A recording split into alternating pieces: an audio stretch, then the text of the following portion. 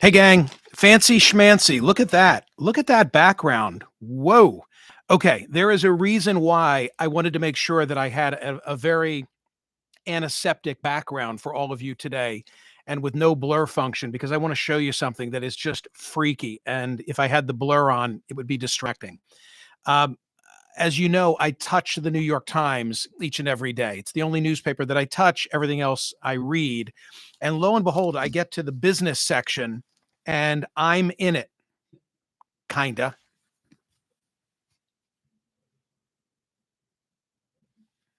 Oops, there it went away. Okay, is that the damnedest thing? Look, if I do it like that, TC, can you see that now? Honest to God, I looked at that and I want to tell you my first reaction.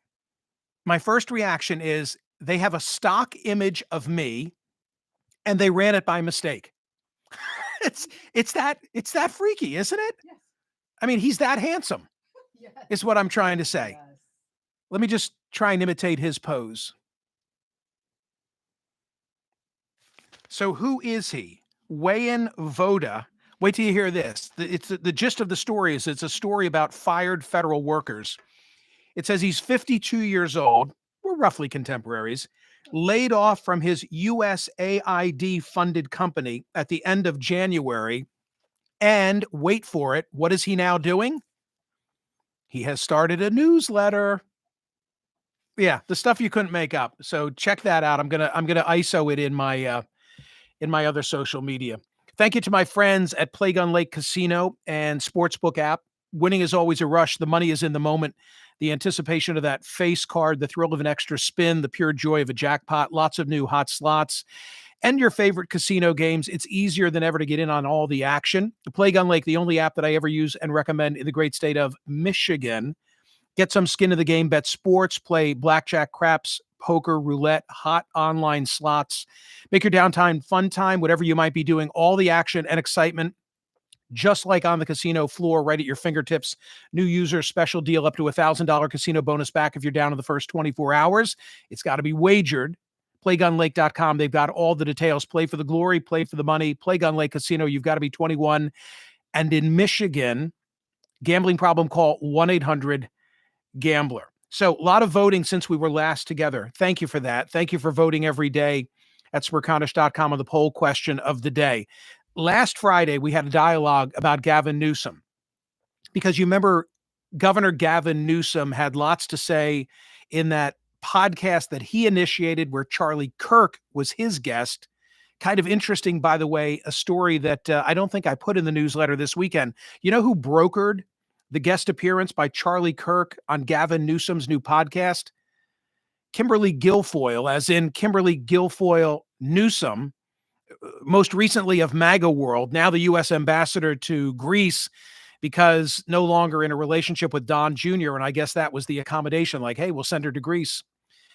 Former wife of Gavin Newsom before she heads off to MAGA land, but apparently put together that appearance of Charlie Kirk on the podcast. Just an interesting backstory. Well, in the podcast, Newsom draws a line in the sand. You could call it a Sister Souljah moment relative to the way that other Democrats have handled or not handled the trans participation in sports issue, kind of laid down a marker. And I asked on Friday, do you agree with Gavin Newsom that the participation of trans athletes in women's sports is deeply unfair? 37,110 voted, a lot of voting for a Friday, and 88.95% said yes. Newsom got it right. I thought that Alyssa Slotkin did a nice job in her response to what we are colloquially calling the State of the Union address that President Trump made last week, even though it was a speech to a joint session of Congress, really not so much a State of the Union address, if you really want to get into the weeds on it. So Alyssa Slotkin, however, although I thought she did a real good job in the response, kind of ducked on that question when she was on one of the Sunday programs this weekend. That was the Friday response. Okay, now it's Saturday, and on CNN, I deliver a commentary where I say everything you need to know about Trump's genius.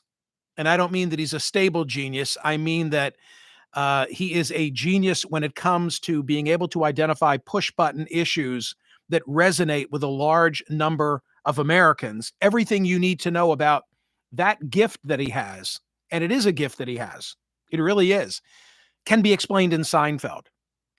It's a yada yada yada view of the world, like those nothings that he is able to identify: the penny, the plastic straw, the NFL kickoff looking weird, and it does. The comments that he makes about Harry and Meghan, they are all about the everythings of everyday life. They are about the everythings of everyday life that resonate with so many different people.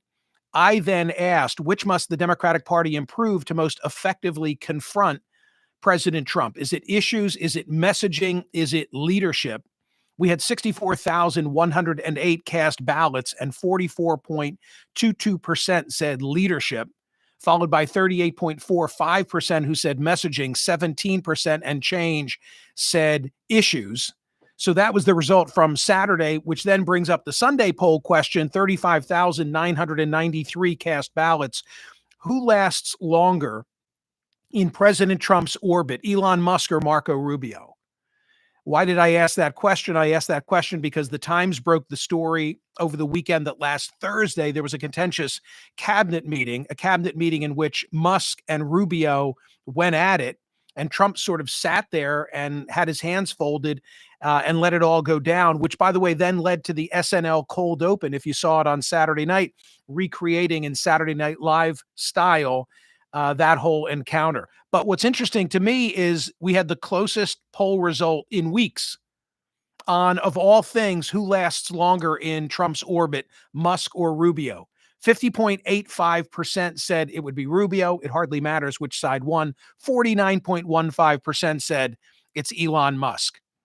Okay, now let's get to today's poll question at Smerconish.com. In the Washington Post, Aaron Blake this weekend assessed who is Donald Trump's GOP successor. And he laid out 7 or 8, like actually 10 candidates in descending order: Tucker Carlson, Vivek Ramaswamy, Kristi Noem, Glenn Youngkin, Nikki Haley, Marco Rubio, Ron DeSantis, Brian Kemp, Donald Trump Jr., and J.D. Vance. I thought of making that a poll question, but I thought that Vance was so obvious an answer that it kind of wasn't worth it. Maybe the way I should have done it was to say, other than J.D. Vance, who's the most likely GOP successor for Donald Trump? And then I think it's a crapshoot. But until proven otherwise, it's Vance. Instead, today, I am focusing on the Democratic side of the aisle. If 64,000 voted on my Saturday poll question and said, leadership is what the Democrats need the most now. You know, the premise being, well, they have issues, maybe the messaging is weak, but what they most need is leadership. Okay, then who fills that vacuum? And I've tried to give you a good cross-section of likely suspects. It's not meant to be a complete list, but I tried to draw from different realms. So of course I've got politicians, but I also drew from entertainment. I have Jon Favreau from Pod Save America. I have Rachel Maddow from MSNBC. I have George Clooney, sort of representative of Hollywood. I have Mark Cuban, representative of the business world. And then there are the politicians. I include Mayor Pete, Secretary Pete. I include AOC. I include Kamala Harris. Although the only thing that I feel certain of is that among the baker's dozen that are on the list of who could fill the void, and this is not a question of who will run against Donald Trump in 2028, because I wouldn't have George Clooney on that list, among others. No, I'm asking who right now could be the most effective face of the opposition. So I'm offering you Secretary Pete. I'm offering you AOC. I'm offering you Kamala Harris. But to my point, I don't think she's going to win. I don't think that I would be shocked. What would most shock me is if Kamala Harris drew more votes than others who are on my list. Ro Khanna, Amy Klobuchar, Gavin Newsom, Josh Shapiro, Alyssa Slotkin, Elizabeth Warren, John Fetterman. Who among those individuals is the face who right now could best be the loyal opposition to Donald Trump? My money is on Newsom. My money's on Newsom because I think that he's good on his feet. He's probably the best of the Democrats on his feet. He's telegenic. He's also going to be able to get the cameras to show up. I like what I saw in Alyssa Slotkin delivering her response to Trump's speech to the joint session of Congress. But I don't know if the new senator from Michigan holds a presser, if everybody's coming. They're coming for Fetterman. Fetterman is good sound. Newsom is always going to be dogged by the perception of him as being an effete liberal. You know, the French Laundry. You remember during the course of COVID, he goes out to a fancy restaurant, some five-star restaurant, and in violation of the rules for everybody else, he's enjoying a good meal.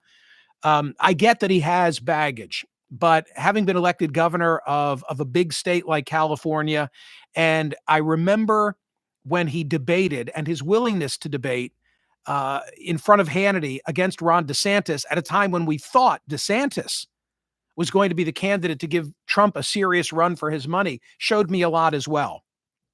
So in terms of looking at that list, to me, it's Newsom, followed by Fetterman in maybe a close second, but I'll be very curious to see what you all say. Pick the person best suited to be the face of opposition to Donald Trump right now. We're not picking a 2028 candidate. We're just saying that among this field, this is the individual who ought to be front and center. I'll be really curious to see the result. Final thing, don't forget, tomorrow night, 7 p.m. Eastern, the debut of the Mingle movie. It's more presentation than movie, but I hope you'll be there. All you need to do is go to my homepage at 7 p.m. sharp, and then at about 8:15, I'll do a Q&A, and I'd love to have you there. I'm really proud of what we're putting out tomorrow night, and the ask is going to be that you forward it to a friend if you buy into the message.